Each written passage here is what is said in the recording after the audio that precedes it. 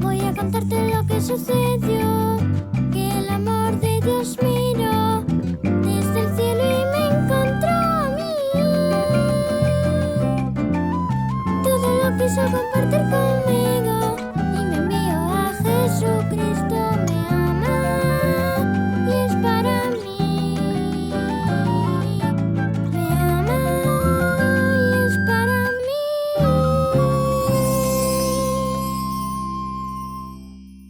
Capítulo 32. Algunos reyes buenos. Lo que te voy a contar ahora no es demasiado alegre, porque tengo que decirte que en total, de los casi 40 reyes que reinaron en Judá y en Israel a lo largo de aproximadamente 4 siglos, o sea, de unos 400 años o más, tan solo unos poquitos, bastante pocos, o mejor dicho, muy pocos, fueron los que verdaderamente siguieron las instrucciones y los caminos del Señor.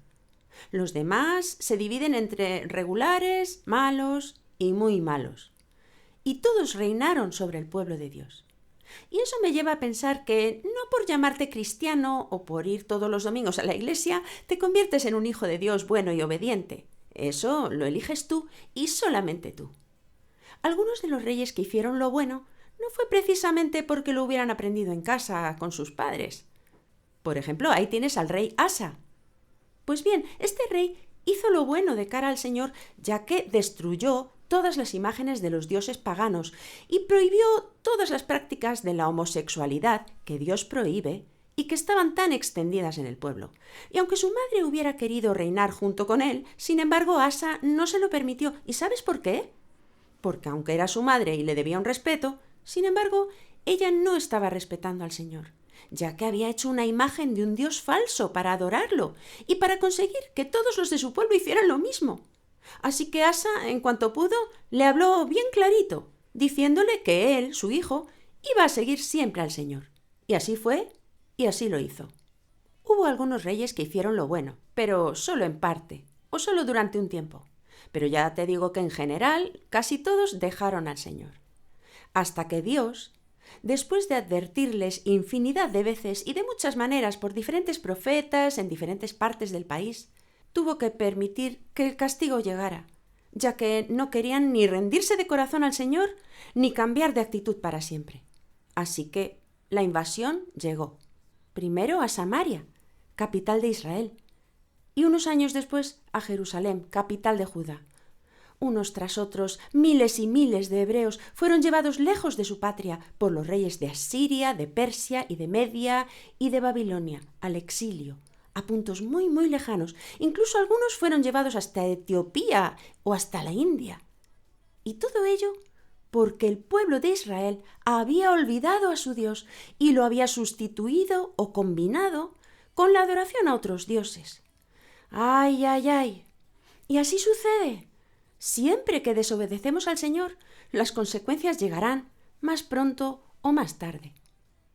Después de comenzar el exilio de Samaria, que como te digo tuvo varias fases, hubo un rey que fue muy bueno, el rey Ezequías.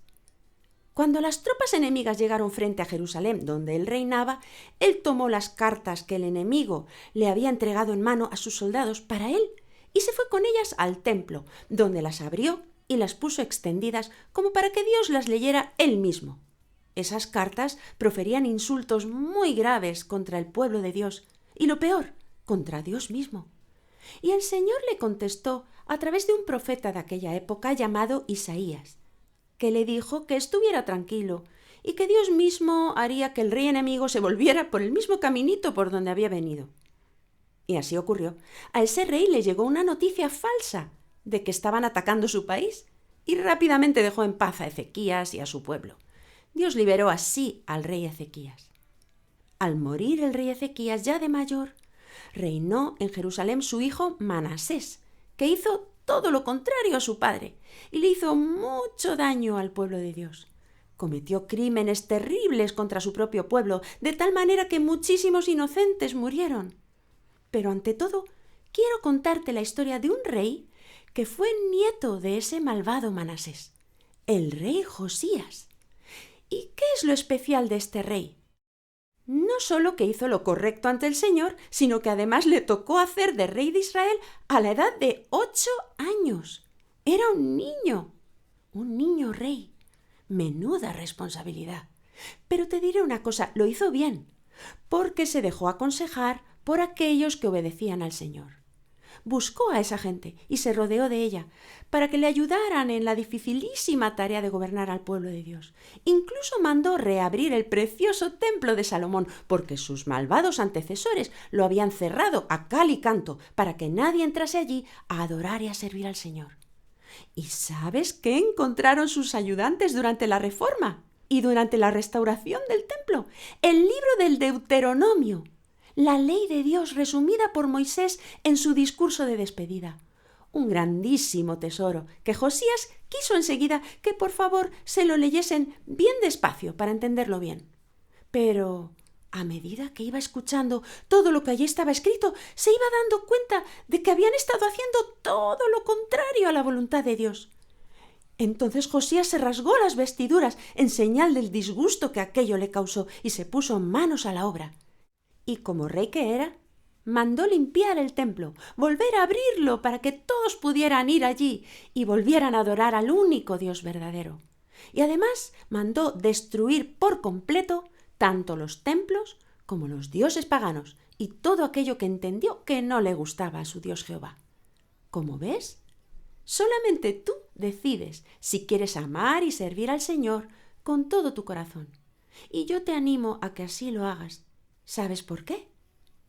Porque sólo así tu vida será una vida con sentido y podrás ser de mucha ayuda y bendición para todos los que te rodean.